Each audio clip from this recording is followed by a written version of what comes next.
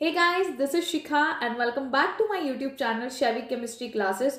तो बच्चों, आज फाइनली लास्ट टॉपिक मैं कवर कर रही हूँ जो कि है ऑर्गेनिक केमिस्ट्री के बारे में। अब तक इनऑर्गेनिक और फिजिकल केमिस्ट्री के बारे में वीडियो आ चुकी है जो कि आप लोगों ने बहुत ज़्यादा पसंद की है, उसके रिव्यूज़ बहुत ज़्यादा अच्छे आए हैं, आप लोगों के कमेंट्स बहुत अच्छे आए हैं। So thank you so much.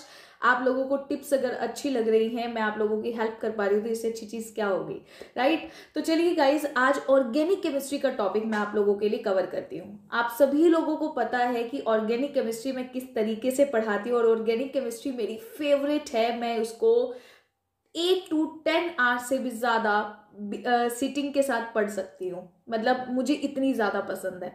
तो भाई, क्या ऐसी चीज़ें हैं जिसकी वजह से आपका ऑर्गेनिक केमिस्ट्री में इंटरेस्ट क्रिएट होता है। दूसरी बात, अगर आप ऑर्गेनिक केमिस्ट्री को पढ़ रहे हो तो कैसे पढ़ना चाहिए, ऑर्गेनिक केमिस्ट्री को स्ट्रॉन्ग कैसे करें। इतने सारे रिएजेंट्स, रिएक्शंस हैं हमारे पास, इतने सारे रिएक्शंस हैं कि हम लोग भूल जाते हैं। तो क्या करें, किस तरीके से कवर करना चाहिए, तो सारी चीज़ों का सॉल्यूशन मैं आपको बहुत ही अलग तरीके से दूंगी और हर चीज़ का पैटर्न भी मैं आप लोगों को बहुत अच्छे से बताऊंगी। तो गाइज देखिए, सबसे पहले वीडियो को शुरू करते हैं, बट वीडियो स्टार्ट करने से पहले मेक श्योर आप चैनल को सब्सक्राइब जरूर कर दें, वीडियो को लाइक करें और इसे ज्यादा से ज्यादा शेयर जरूर करें। कंजूसी इसमें मत किया करो यार, कहीं भी कंजूसी चलेगी, यहाँ पर कंजूसी मत किया करो। लाइक और सब्सक्राइब में बिल्कुल कंजूसी नहीं चलेगा। सब्सक्राइब का मतलब है मैम और वीडियोस बनाइए, हमें पसंद आ रहा है, ठीक है, सीधी सी बात है। इसलिए hit the button like and subscribe the channel, ताकि मैं आप लोगों के लिए बहुत सारी ऐसी वीडियोस लेकर के आ जाऊं। तो गाइज देखिए, सबसे पहले है कि ऑर्गेनिक केमिस्ट्री को स्ट्रॉन्ग कैसे करें। तो अगेन मैं आप लोगों को बोलूंगी, आप स्टार्टिंग से जीओसी और स्टीरियो केमिस्ट्री, आइसोमेरिज्म, ये जो सारी चीजें हैं उसको अच्छे से स्टडी करें, समझें, रिएक्शन मैकेनिज्म को अच्छे से करें। अब मुद्दा ये है, तो ये तो सब बताते हैं, इसमें अलग आपने क्या बताया। तो बच्चों, अलग ये है कि आप जब भी इन चीजों को पढ़ते हो ना, आप अपनी डेली लाइफ से रिलेट किया करो। ये सबसे अच्छी बात है। ऑर्गेनिक केमिस्ट्री की सबसे अच्छी चीज पता है क्या है? टीचर्स ना इसको, या मैक्सिमम टीचर्स या मैक्सिमम एजुकेटर्स की बात करूं तो सब लोग ऑर्गेनिक को ऐसे ही पढ़ा देते हैं यार। मुझे बड़ा दुख होता है ये देख करके। जब मैं मेरी ऑर्गेनिक पहले बिल्कुल भी अच्छी नहीं थी, फाइनली मुझे एक ऐसी टीचर मिली थी अपने during the BSc first year. मुझे एक ऐसी टीचर मिली थी जहां से मेरा इंटरेस्ट क्रिएट होना शुरू हुआ था ऑर्गेनिक में। आपको लगता है कि हमें स्टार्टिंग से ऑर्गेनिक मुझे पसंद है? ऐसा नहीं था बच्चों, मुझे स्टार्टिंग से ऑर्गेनिक पसंद नहीं थी। बट ऑर्गेनिक मुझे किस तरीके से पसंद आने लगी, क्योंकि हमें कोई ना कोई ऐसा इंसान मिल जाता है जिसकी वजह से हमारा इंटरेस्ट किसी चीज में क्रिएट हो जाता है। मेरे साथ भी कुछ ऐसा हुआ। मुझे एक ऐसी टीचर मिली जिसने मेरा इंटरेस्ट ऑर्गेनिक केमिस्ट्री में बहुत ज्यादा कर दिया। मैंने उनके पढ़ाने का तरीका देखा, मुझे बहुत बहुत बहुत ज्यादा अलग लगा, और वही तरीका फिर हम लोगों ने उस तरीके में से तरीका निकाला, ठीक है, जिसकी वजह से हम अलग गिने जाने लगे। तो बच्चों, जैसे क्या होता है, जब भी आप ऑर्गेनिक केमिस्ट्री पढ़ो ना, ऑर्गेनिक केमिस्ट्री को डेली लाइफ से रिलेट करो। जैसे फॉर एग्जांपल मैं आपको बताती हूँ, मेरे फेमस एग्जाम्पल्स मैं आप लोगों को बताती हूँ। जैसे कि मैं फ्री रेडिकल मैकेनिज्म जब भी पढ़ाती हूँ ना, फ्री रेडिकल मैकेनिज्म को हमेशा मैं ट्रेन ऑफ बुसान मूवी से पढ़ाती हूँ। फ्री रेडिकल मैकेनिज्म मतलब zombies होती है ना, the fear the walking dead, आपने सीजन देखा हो, ये वेब सीरीज, वो पूरी zombies पे है। तो अब क्या है, फ्री रेडिकल भी ऐसे होते हैं। फ्री रेडिकल में 3 स्टेप्स होते हैं, इनिशिएशन, प्रोपगेशन, टर्मिनेशन। तो ऐसे ही ज़ॉम्बी भी होते हैं। ज़ॉम्बी पहले एक बनता है, फिर दूसरा एक ज़ॉम्बी दूसरे ज़ॉम्बी को क्रिएट करता है, दूसरा तीसरे को, तीसरा चौथे को, यही प्रोपगेशन होता है। टर्मिनेशन, आपस में भिड़ा दो, खत्म। समझ में आया? तो आप इस तरीके से एग्जाम्पल्स को देख सकते हो। जैसे कि केमिस्ट्री में, ऑर्गेनिक केमिस्ट्री में बेसिकली मैं आपको कुछ एग्जाम्पल्स दे रही हूँ ताकि आप रिलेट कर पाओ। जैसे कि मैं हमेशा कहती हूँ, इलेक्ट्रोफाइल मतलब जिसके पास पैसे की बहुत कमी हो। मैं हमेशा आपको क्या कहती हूँ, केटायन हमेशा एनायन को खींचता है। इसका मतलब गवर्नमेंट में जितनी भी पॉलिसीज बनती है वो गरीब इंसान को देख करके बनती है, ना कि अमीर को। इसलिए केटायन को फोकस में रख करके जितने भी रूल्स बनाए जाते हैं वो केटायन के रिगार्डिंग ही बनाया जाता है। तो ये सारी चीजें मैं आपको क्यों बता पाई, क्योंकि जब मैंने ऑर्गेनिक को अपनी डेली लाइफ से रिलेट किया तभी तो बता पाई ना। देखो, कुछ एक चीजें एक्सेप्शंस होती हैं, कुछ एक चीजें ऐसे होती है जो हमें याद रखनी पड़ती हैं। तो बट आप ये देखो ना, कम से कम 60-70% पोर्शन तो मेरा ऐसे ही कवर हो गया जो मुझे याद करने की जरूरत ही नहीं पड़ी। समझे आप? जैसे कि अभी मैंने आपको ये एग्जांपल्स दिए, अब इस एग्जांपल्स के थ्रू बताओ आप कभी भूलोगे चीजें? कभी भी नहीं भूलोगे। यही मेरे साथ होता है बच्चों, मैं कभी नहीं भूलती क्योंकि मैं इन एग्जांपल्स के थ्रू पढ़ती हूँ। आप जब इन एग्जाम्पल्स के थ्रू पढ़ोगे आप कभी भी नहीं भूलोगे। जैसे मैं आपको एक छोटा सा एग्जाम्पल और देती हूँ, जब भी आप रिएक्शन मैकेनिज्म पढ़ते हो, reaction mechanism is very very important part जिससे आपको 12th का पूरा ऑर्गेनिक का बेस तैयार होता है। जीओसी मेन पार्ट जिससे आपका कंप्लीट बेस तैयार होता है। तो इन सारी चीजों को पढ़ने का तरीका ढूंढो यार, तरीका नहीं आएगा तो चीजें होंगी ही नहीं। जैसे अब मैं आपको बोलती हूँ, अगर एक ही स्पीशीज या एक ही कंपाउंड के अंदर आपको कार्बोकेटायन भी बना हुआ दिखाई दे रहा है, कार्बन अनायन भी बना हुआ दिखाई दे रहा है, तो आपको किसको प्रेफरेंस देनी है? ऑब्वियसली गरीब लोगों को, यानी कि कार्बोकेटायन को प्रेफरेंस देनी है, कार्बन अनायन को प्रेफरेंस नहीं देनी है। बताओ कोई दिक्कत हुई क्या? भाई आप लोगों को एक तरीके की जरूरत है, एक गाइडेंस की जरूरत है जो मुझे लगता है आप लोगों के पास फिलहाल नहीं है। अगेन मैं रिपीट करना चाहूंगी कि भाई लाखों वीडियोस होंगी आपके पास, मेरी अकेले की वीडियो नहीं है, बट द पॉइंट इज कोई भी इन चीजों को कवर नहीं करता है जो चीजें मैं फिलहाल आप लोगों के लिए कवर कर रही हूँ, क्योंकि मैं बहुत सारे बच्चों से बात करके सेशन बनाती हूँ। मैं कभी भी ऐसे ही हवा में सेशन कभी नहीं बनाती व्यूज बढ़ाने के लिए। समझ में आया आपको? तो इसलिए आप हमेशा इन चीजों पे ध्यान देना। ऑर्गेनिक याद करने का सबसे अच्छा तरीका है, बहुत कम टाइम में आप ऑर्गेनिक को बहुत अच्छे से कर सकते हो इसी मेथड से, और आप भूलोगे ही नहीं। दूसरी बात आएगी कि ऑर्गेनिक केमिस्ट्री को में इतनी सारी रिएक्शंस है, रिएक्शन पढ़ने का भी तरीका होता है। अगर आप किसी भी रिएक्शन के ऊपर बेस्ड क्वेश्चन करते हो तो हमेशा ध्यान रखो जितनी भी नेमिंग रिएक्शंस है आप अलग करके पढ़ा करो।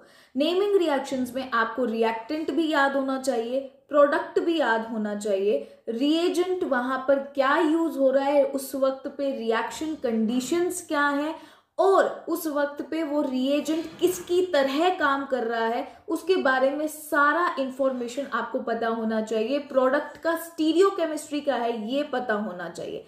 अब ये कंपाइल्ड डाटा आप जब बनाओगे आपको बर्डन या प्रेशर फील ही नहीं होगा ऑर्गेनिक की तरफ से। ज्यादातर लोग अटकते कब है? जब ऑर्गेनिक में बड़े बड़े क्वेश्चन देख लेते हैं, ठीक है, इतने एक ही रिएक्शन है, एडवांस के क्वेश्चन देखो, एक ही रिएक्शन है और एक ही रिएक्शन के अंदर 20 रिएजेंट्स डाल दिए, 20 रिएजेंट्स इन रिएक्शन। बच्चा कंफ्यूज, क्योंकि आप पूरा इन्फो नहीं पढ़ते हो, आप ये नहीं देखते हो। जैसे फॉर एग्जांपल मैं बात करना चाहूंगी बच्चों फ्रिंकलस्टीन रिएक्शन की, वहां पर NaI एसीटोन सॉल्वेंट के अंदर यूज किया जाता है। NaI को आप एसीटोन सॉल्वेंट के अंदर यूज करते हो। किसी स्टूडेंट को कोई ध्यान ही नहीं देता कि वहां पर एसीटोन की जगह मिथेनॉल का इस्तेमाल भी एज एन सॉल्वेंट हो सकता है। अब जब आप मिथेनॉल देखते हो आप कंफ्यूज कि भाई ये मिथेनॉल तो हमने पढ़ा ही नहीं, क्या पता इसका फंक्शन अलग ना हो। तो आप इंफॉर्मेशन पूरी नहीं निकाल रहे हो, इंफॉर्मेशन पूरी निकालो। जब भी आप कोई नेमिंग रिएक्शन पढ़ते हो तो नेमिंग रिएक्शन पढ़ते वक्त आपको रिएक्टेंट प्रोडक्ट का पूरा इंफॉर्मेशन पता होना चाहिए by points, not through the theory. मैं ये बार बार चीज आपको इसलिए बोलती हूँ, मैंने इनऑर्गेनिक में भी वीडियो वाले में भी ये कहा था और मैं अगेन ऑर्गेनिक में भी यही कहूंगी, आप जितना हो सके, जितना भी हो सके केमिस्ट्री को पॉइंट टू पॉइंट समझने की कोशिश करें। फर्स्टली आप हेडिंग्स डालें, इसका हाइब्रिडाइजेशन, सेकंड हेडिंग डालें उसका ज्योमेट्री, से थर्ड हेडिंग डालें वो इलेक्ट्रोफाइल है या न्यूक्लियोफाइल है, फोर्थ हेडिंग डालें। इस तरीके से कवर अप करो, पॉइंट्स बाय पॉइंट स्टडी करोगे, फिर धीरे धीरे उनको कंपेयर करना सीखो जो आपस में रिलेटेड है। कंपेयर करते हुए काम करोगे तो आपको दिक्कत आएगा ही नहीं। जैसे SN1 और SN2 आप पढ़ते हो तो SN1 एक रिएक्शन याद करो, दूसरे को कंपेयर करो। आप दोनों याद करने क्यों बैठ जाते हो यार, और दोनों को याद क्यों करते हो? एक को समझो, एक के पॉइंट्स बनाओ, फिर दूसरा जब आप पढ़ने लगोगे आप उसका एग्जैक्ट उल्टा अपने दिमाग में लेकर के आओ। आपको कहीं जरूरत ही नहीं है ना। पॉइंट इज दैट SN1 कितने लोग रट्टा मारते हैं। मैंने जब आपको SN1 पढ़ाया था मुझे नहीं लगता आपको कहीं पर भी क्रैम्प करने की जरूरत पड़ी होगी। तो point is that, last point is that कि आपको कहीं पर organic is very very very logical subject, जहां पर आपके पास हर चीज का रीजन प्रेजेंट है, जहां पर आप अगर ढंग से रिएक्शन मैकेनिज्म और जीओसी कवर करोगे तो आपको मैकेनिज्म बनाना अपने आप आ जाएगा, आपको याद करने की जरूरत नहीं है। ठीक है, कुछ चीजों को हमेशा जो फिक्स है ऑर्गेनिक में, ज्यादा वाला कम वाले पे अटैक करता है, हमेशा कम वाले को प्रेफरेंस दी जाती है, हमेशा बेस ज्यादा एसिडिक हाइड्रोजन को एब्स्ट्रैक्ट करता है, ये तो फिक्स है बातें, और इसी के ऊपर पूरा ऑर्गेनिक बेस्ड है। समझ रहे हो बात को? तो नाउ डिपेंड्स कि आप उसको किस नजर से देखते हो, आपको पढ़ाया कैसे जा रहा है। तो मुझे ये नहीं समझ में आता कि जो भी बंदा पढ़ाता है या जो भी इंसान पढ़ाता है ऑर्गेनिक को, वो ऐसे घुमा क्यों देता है यार, ऐसा घुमा क्यों देता है ऑर्गेनिक को? घुमाने वाली बात ही नहीं है ऑर्गेनिक में। ऑर्गेनिक को आप डेली लाइफ से रिलेट करके इतना अच्छे से पढ़ सकते हो कि आप उसका अंदाजा भी नहीं लगा सकते कि कितना इंटरेस्टिंग सब्जेक्ट और कितना प्यारा सब्जेक्ट है ऑर्गेनिक। ठीक है, तो बच्चों ये मेरा आप लोगों को एक बहुत अच्छा टिप रहेगा, ऑर्गेनिक को रिलेट करो जितना हो सके ऑर्गेनिक। दूसरी बात, आप ना एग्जाम जब भी होता है, अगर आप ये टिप्स फॉलो करोगे, आप एग्जाम बहुत आसानी से, बहुत कम टाइम पे ऑर्गेनिक, बहुत कम टाइम में अफेक्टिव तरीके से ऑर्गेनिक को करके बहुत अच्छे से एग्जाम आप दे सकते हो, ऑर्गेनिक में नहीं अटकोगे। ठीक है, क्योंकि I am organic specialised person and I know organic कितनी लॉजिकल सब्जेक्ट है। ओके, तो ये मिथ अपने दिमाग से निकालो। पहली बात तो बहुत सारे बच्चे कहते हैं प्रैक्टिस करो, मैं कहती हूँ प्रैक्टिस करना इंपॉर्टेंट है, लेकिन आप 1000 बार लिख करके या 100 टाइम्स उसको लिख करके अगर याद करने की कोशिश करो तो वो भी क्रैम्प करना ही तो हुआ है ना, वो भी तो क्रैम्प करना ही हुआ। तो आप जब तक ऑर्गेनिक है यार, आपने फिजिकल भी फॉर्मूलाज मैंने आपको बताए, आप उसको याद करने की कोई जरूरत नहीं, जितनी बात हो सके अपने दिमाग से निकालो। मैंने आपको इनऑर्गेनिक में भी यही बोला कि चीजों को रीडिंग करो, रीडिंग करो।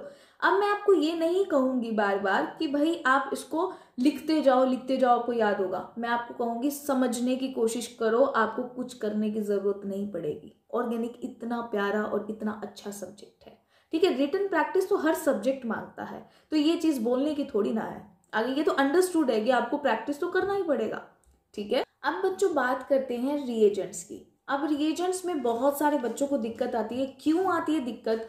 बेसिकली दिक्कत तब आती है जहां पर आप सारी चीजों को याद करने बैठ जाते हो और वो ज्यादा से ज्यादा 1 या 2 दिन के लिए याद रहती है और फिर आप भूल जाते हो उस चीज को। तो इस चीज को ओवरकम आप कैसे कर सकते हो? बहुत ही सिंपल सा मेथड है।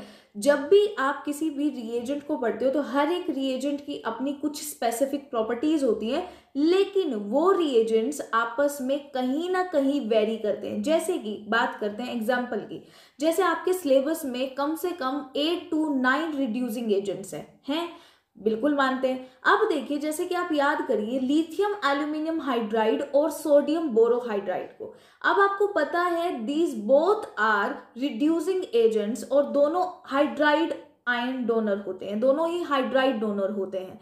अब बच्चे क्या करते हैं, इनकी स्पेसिफिक प्रॉपर्टीज को रटने बैठ जाते हैं। ठीक है, और फिर वो भूल जाते हैं लास्ट में जाकर के।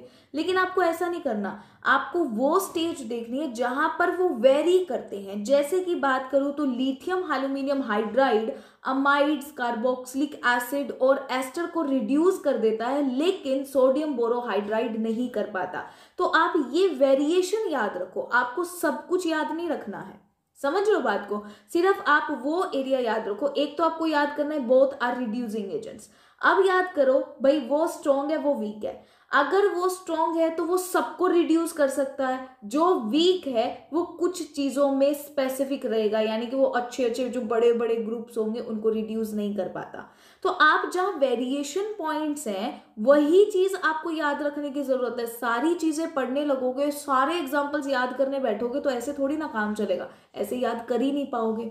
समझ में आया? तो वेरिएशन पॉइंट्स याद करने की कोशिश करो, सब कुछ याद करने की कोशिश मत करो। ये चीज आपको लास्ट में ऑर्गेनिक भुलवा देती है, क्योंकि बहुत सारा कुछ दिमाग में इकट्ठा हो चुका होता है और वो सारा कुछ आपस में वो आप ना लास्ट में पागल की तरह घूमते रहते हो, लेकिन आपको ऑर्गेनिक सब कुछ भूला और भटका हुआ याद आता है बच्चों को। ठीक है, चाहे वो नीट का बच्चा हो, चाहे वो जेईई मेंस हो, चाहे वो एडवांस दे रहा हो, तो भाई वो सारे ही ऐसे ब्लैंक नजर आते हैं ऑर्गेनिक में। यही रीजन होता है, क्योंकि आप लोगों को पढ़ने का तरीका नहीं पता होता। अब नाउ द पॉइंट इज कि भाई ऑर्गेनिक केमिस्ट्री को मैंने आपको बहुत सारे पॉइंट्स क्लियर किए इस वीडियो में कि कैसे स्ट्रॉन्ग करना है, किस पैटर्न से पढ़ना है। Now the point is summary notes कैसे बनाएं, ये सबसे बड़ा मुद्दा है। चाहे तो मैं इसके ऊपर अलग वीडियो बना सकती थी, लेकिन मैं इस वीडियो के अंदर ही इसको इंक्लूड करूंगी।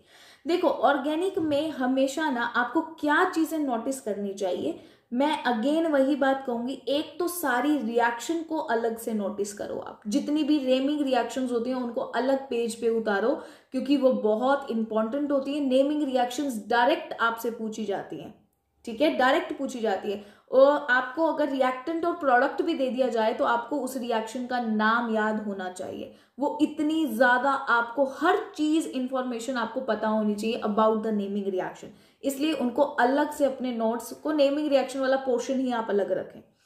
उसी पोर्शन के अंदर आपके आधे से ज्यादा रिएजेंट्स वहीं पर कवर हो जाते हैं। आपको रिएजेंट्स की अलग से नोटबुक बनाने की जरूरत नहीं है।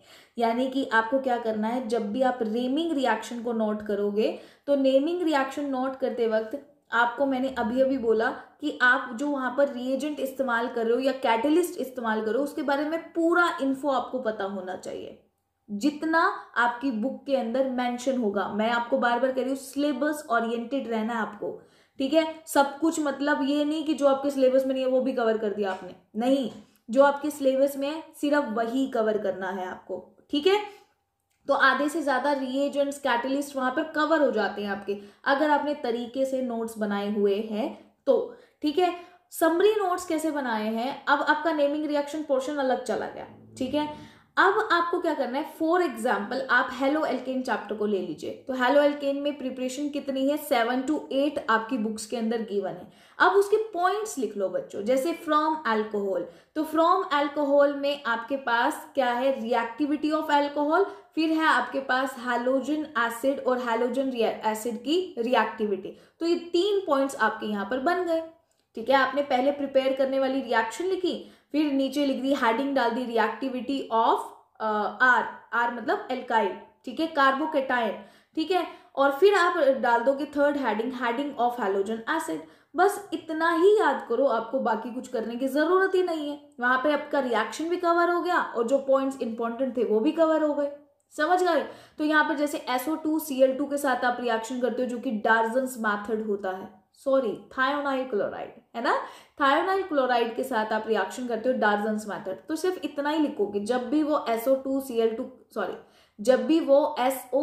के साथ रिएक्शन करता है तो वहां पर आपके पास एल्काइल हैलाइड बनता है और इसको डार्जन्स मेथड कहते हैं। तो एक तरीका हुआ ना पढ़ने का, उसमें आपको ऑर्गेनिक इजी लगेगा, आपको रिएक्शंस याद करने में दिक्कत नहीं आएगी, आपको नोट्स बनाने में दिक्कत नहीं आएगी, आपको स्ट्रॉन्ग करने का तरीका मैंने बता दिया, पैटर्न बता दिया, सारी चीजें आपकी यहाँ पर क्लियर हो जाती हैं। इतना लॉजिकल सारी चीजें आपको कोई नहीं बताता है बच्चों, ठीक है। तो इसलिए इन सारे टिप्स को फॉलो अप करो, मुझे अच्छे अच्छे रिव्यूज दो, आप सारी चीजों को फॉलो अप कर रहे हो तो। और जितनी हो सके, अगर आपको मैं आपको ऑर्गेनिक धीरे धीरे कवर करवा रही हूँ यूट्यूब पे और मैं कवर करवाती रहूंगी, so don't worry about that, I am always with you and you know guys I love you all, ठीक है। तो चलो मिलते हैं नेक्स्ट सेशन में, और जो भी क्वेरीज हो नीचे कमेंट बॉक्स में लिख देना, I will definitely reply you, और मैं उसके ऊपर वीडियो भी जरूर लेकर के आऊंगी। तो गाइज एक चीज हो, मुझसे कहीं पर भी कनेक्ट हो सकते हैं, आप मुझसे इंस्टाग्राम पे भी DM कर सकते हैं, मुझसे बात कर सकते हो, और मैं आप लोगों की डेफिनेटली काउंसलिंग करूंगी अगर आपको किसी भी चीज की जरूरत हो तो। मैं थोड़ी सी सोशल इनएक्टिव जरूर हूँ, लेकिन मैं रिप्लाई थोड़ा लेट जरूर करती हूँ, लेकिन हाँ कर जरूर देती हूँ, ठीक है। तो इंस्टाग्राम ID यहाँ पर आपको दिख जाएगी, नीचे डिस्क्रिप्शन बॉक्स में भी आपको दिख जाएगी। तो टेलीग्राम ID भी, जहां पर नोट्स अपलोडेड हैं, इंस्टाग्राम अनटोल्ड केमिस्ट्री पे सारे शॉर्ट नोट्स अपलोडेड हैं। बाकी आपको जितनी हेल्प चाहिए, I am there for you guys and do follow these steps because these steps will definitely beneficial for you and आपके लिए डेफिनेटली काम करने वाली है बहुत अच्छे से। चैनल को सब्सक्राइब कर देना, वीडियो को लाइक करना, ज़्यादा से ज़्यादा शेयर करना। टाटा बाय बाय, मिलते हैं नेक्स्ट सेशन के अंदर और धमाल करेंगे।